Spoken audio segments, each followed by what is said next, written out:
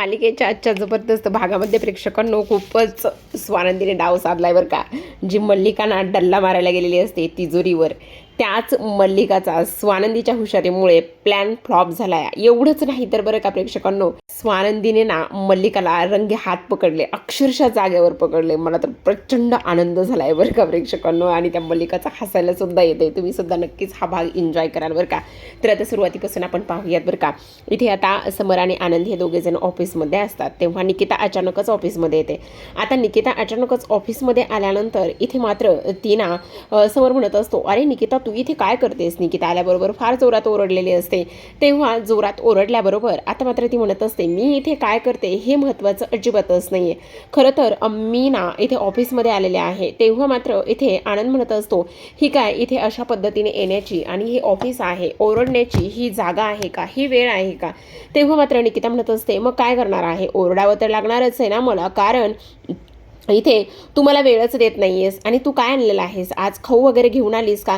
तेव्हा मात्र निकिता म्हणत असते, अजिबातच नाही, मी खाऊ वगैरे असलं काही आणलेलं नाही. मग काय घेऊन आलीस तू आज. आज मात्र मी ना एक गोष्ट आणलेली आहे. काय काय आणलंयस काय ते तरी सांगणार आहेस का जरा. तेव्हा ती म्हणत असते, हो मी आणलेलं आहे, पण ते काय ना हे मी नंतर सांगणार आहे. काय हे बघ ना एकदा मी काय आणलेलं आहे. असं म्हणून आता चक्क निकिता एक कागद असतो आणि तो समरच्या हातामध्ये देते. समर मात्र तो कागद वाचतो आणि तेव्हा तो म्हणत असतो, हे काय, आनंदच्या रजेचा अर्ज आहे हा. तेव्हा मात्र ती म्हणत असते, हो आनंदच्या आणि तू रजा घेतोयस आनंद. तेव्हा तो म्हणत असतो, नाही नाही छे छे अजिबातच नाही, मला रजा वगैरे काहीच नको आहे.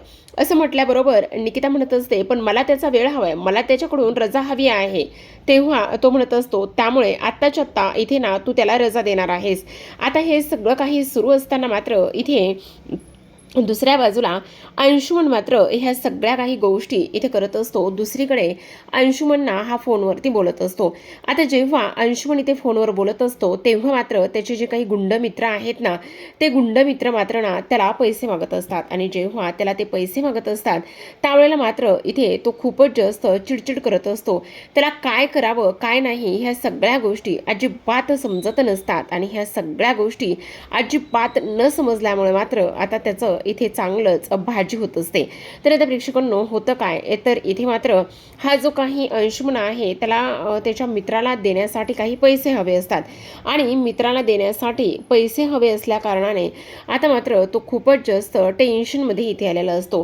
जेव्हा तो एवढा टेन्शनमध्ये येतो तेव्हा तो मलिकाला म्हणत असतो, आई प्लीज ऐक ना, मला काही पैसे हवे आहे. तेव्हा मात्र ती म्हणत असते, तू वेडा आहेस का, अशा पद्धतीने इथे मी पैसे तुला नाही देऊ शकत आहे. त्यावेळेला मात्र इथे तो म्हणत असतो, असं काय करतेस, हे बघ माझ्या मी बेट लावली होती आणि मी बेट लावल्यानंतर हे सगळे काही अशा पद्धतीने मला त्यांना पैसे द्यावेच लागणार आहेत असं सुद्धा आता इकडे तो बोलत असतो.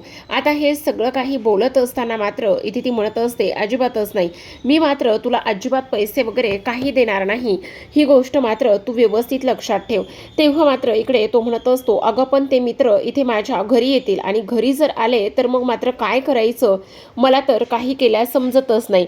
तेव्हा लगेच आता इकडे दारावरती जोरातच अंश असा आवाज आलेला असतो. आणि अंश असा आवाज आल्याबरोबर अंशुमन म्हणत असतो, बघ मी म्हटलं होतं ना तुला की आता मात्र ते मित्र जे आहेत ना ते मित्र इथंपर्यंत नक्कीच येतील म्हणून.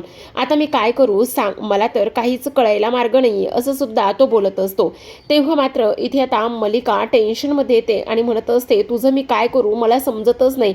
आता धावतच इकडे हे सगळेजण जातात आणि सगळेजण गेल्यानंतर ते माणसं इथे अंशुमनवर ओरडत असतात आणि म्हणत असतात, आत्ताच्या आत्ता आम्हाला सगळे काही पैसे हवे आहेत. तेवढ्यातच स्वानंदी बाहेर आलेली असते आणि स्वानंदी बाहेर आल्याबरोबर इथे आता ती म्हणत असते, हे सगळं काही काय आहे आणि ही लोक कोण आहेत असा प्रश्न इथे आता स्वानंदीने केलेला असतो.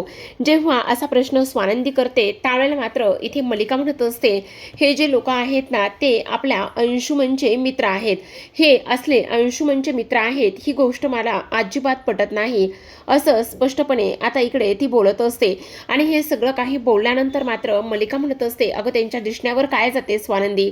तेव्हा अंशुमन म्हणत असतो, आता तुला माझ्या मित्रांबद्दल सुद्धा प्रॉब्लेम आहे का, तुला आता हे सगळं अशा पद्धतीने सांगायचं आहे का? तेव्हा स्वानंदी म्हणत असते, मला तुझ्या मित्रांबद्दल अजिबातच प्रॉब्लेम नाही आहे, पण हे नेमके कोण आहेत, काय आहेत हे सगळं समजायला हवं. तेव्हा तो म्हणत असतो, अगं असेच ते मला भेटायला आले आहेत, मी त्यांना बाहेर सोडून येतो. तेव्हा मात्र इकडे तो बाहेर जात असतो, पण स्वानंदी मात्र त्याला आहे त्याच ठिकाणी थांबवते आणि आहे त्याच ठिकाणी थांबवल्यानंतर आता इकडे अंश म्हणत असतो, तुम्हाला बाहेर सुद्धा जाऊ दिलं नाहीयेस, हे काय वागणं आहे? तेव्हा स्वानंदी म्हणत असते, हे वागणं त्याच पद्धतीचं असणार आहे, कारण जर तू अशा पद्धतीने वागत असलास तर खरं खरं सांग, आता तू काही उद्योग वगैरे करून ठेवला नाहीयेस ना? तेव्हा मात्र सुष्मिता म्हणत असते, ताई काय हे यार, तू प्लीज इथे माझ्या नवऱ्यावर अंशवर असा संशय घेऊ नकोस ना. का असं करतेस तू? ते किती इनोसंट आहेत आणि तू अशा पद्धतीने त्यांच्यावर संशय घेतेस ना, त्यामुळे ह्या सगळ्या गोष्टी होत आहेत. आता मात्र इकडे अंश आणि सुष्मिता निघून जातात. तेव्हा मात्र इकडे मल्लिका म्हणत असते, काय चाललेलं आहे?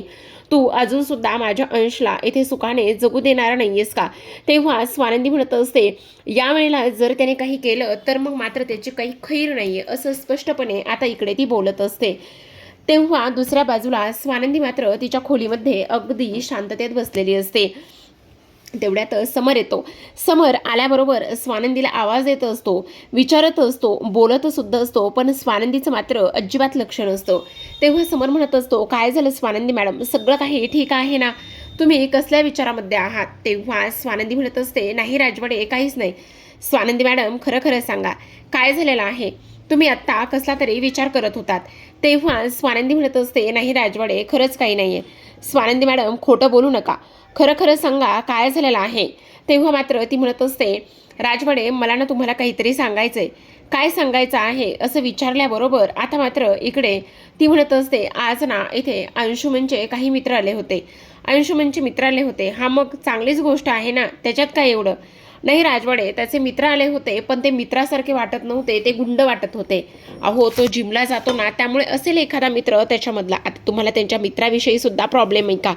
स्वानंदी म्हणत असते, नाही राजवाडे, अगदीच तसं नाही, पण मी खरं सांगते तुम्हाला, नक्कीच काहीतरी प्रॉब्लेम आहे. दुसऱ्या बाजूला मात्र आता इकडे हा अंशुमन पैसे मागत असतो आणि अंशुमन पैसे मागत असताना मात्र आता इथे मल्लिका म्हणत असते, मी तुला कुठून आणि कसे पैसे आणून देऊ तेच मला काही कळत नाही, काय करू सांग ना. मी ह्या सगळ्या गोष्टी तुझ्या लक्षात येत आहेत का? मॉम प्लीज यार, असं करू नकोस ना, मला तर पैसे लागणारच आहेत ना. जर तू मला नाही पैसे दिले तर मग मी काय करणार आहे, असं सुद्धा आता इकडे तो बोलत असतो. तेव्हा मात्र इथे ही सुष्मिता त्याची बाजू घेत असते आणि सुष्मिता बाजू घेतल्यानंतर ती म्हणत असते, मॉम प्लीज त्यांच्यावर का चिडताय? ते बघा ना कसे इथे शांत शांत आहेत आणि त्यांचा चेहरा बघा ना, आणि माझ्याकडे नक्कीच इथे पैसे आहेत. असं म्हणून आता मात्र सुष्मिता लगेचच कपाटामध्ये असलेली एक चावी बाहेर काढते.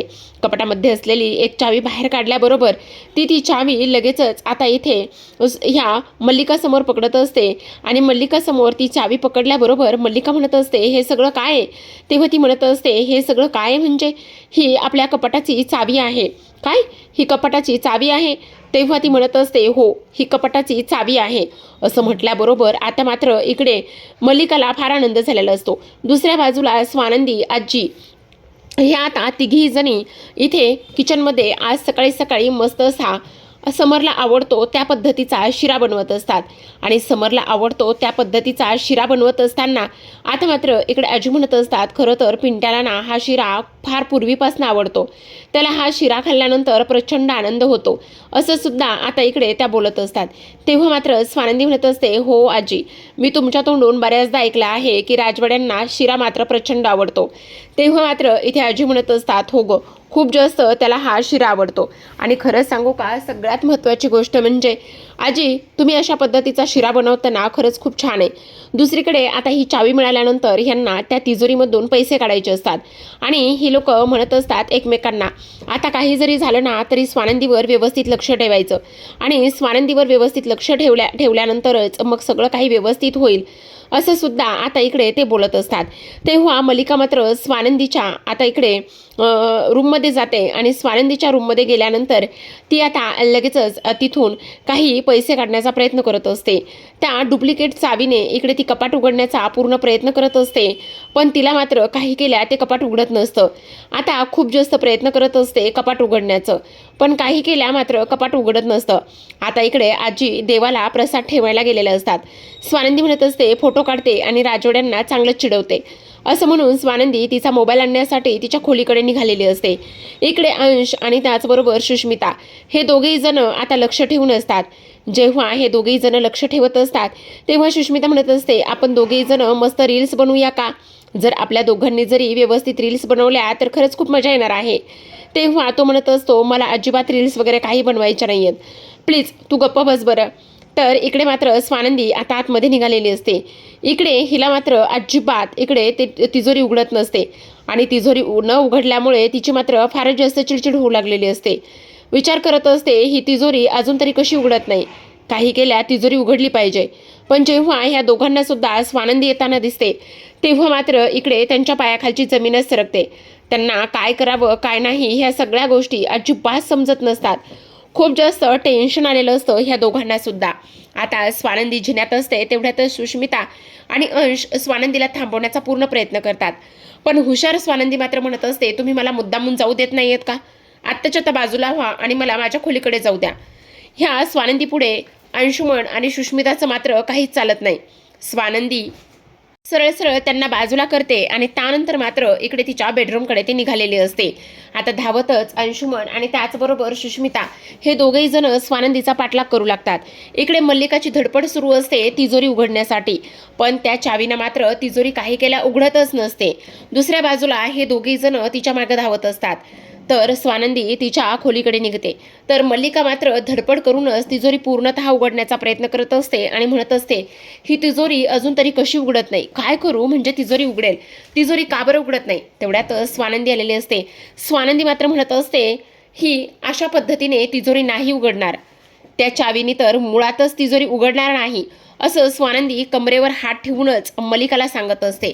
आता मात्र मल्लिकाची चांगलीच फजिती उडालेली असते. तर पाहत राहा विनोद दोघात.